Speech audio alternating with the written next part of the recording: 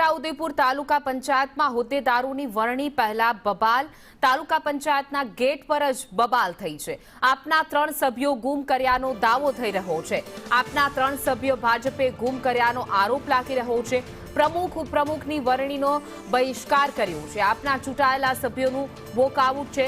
તો આપના 3 સભ્યો ગુમ કર્યા હોવાના આરોપ લાગી રહ્યા છે। ભાજપ પર આરોપ લગાવવામાં આવી રહ્યા છે। પ્રમુખ અને ઉપપ્રમુખની આજે વરણી છે।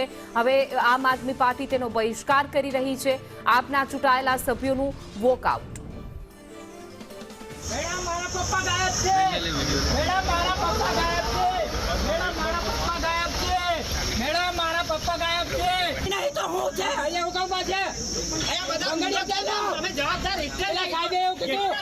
जवाबदारी नहीं है लाल शर्ट पहरीने जोड़ा में उभा है અને આ સાહેબ બી હતા આ વર્દીમાં નથી એ બી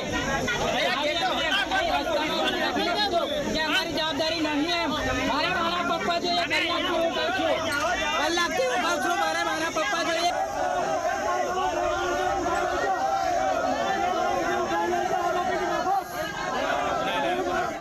વધુ વિગતો સાથે અમારા સંવાદદાતા અમિત જોડાઈ ગયા છે।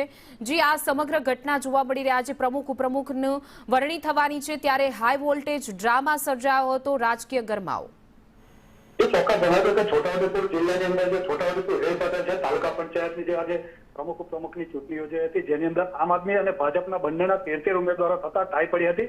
ત્યારે આજે પ્રમુખ ઉપપ્રમુખની જે ચૂંટણી યોજાઈ જેની અંદર આમ આદમી પાર્ટીના 3 સભ્યોને ભાજપના લોકો ઉઠાવી ગયા હોવાનો આક્ષેપ કરવામાં આવી રહ્યો છે અને ત્યારબાદ આમ આદમી પાર્ટીના જે ચૂંટાયેલા સભ્યો છે તેઓએ વોકઆઉટ કર્યું હતું અને જેને લઈને ફક્ત ભાજપના 13 ઉમેદવારોએ ચૂંટણી મતદાન પ્રક્રિયામાં ભાગ લીધો હતો અને પ્રમુખ ઉપપ્રમુખની નિર્વિવાચિત વરણી કરવામાં આવી હતી। ત્યારે ઉલ્લેખનીય છે કે આમ આદમી પાર્ટી અત્યારે અહીંયા જે હંગામો કર્યો છે તેને લઈને વિવાદ સર્જાયો છે અને જાણવા મળતા સૂત્રો પ્રમાણે ચૈતર વસાવા પણ છોટાઉદેપુર આવવા માટે નીકળી ગયા છે।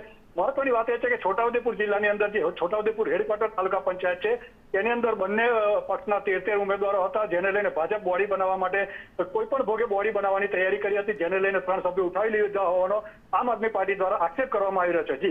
જી અમિત, સમગ્ર માહિતી બદલ આપનો આભાર।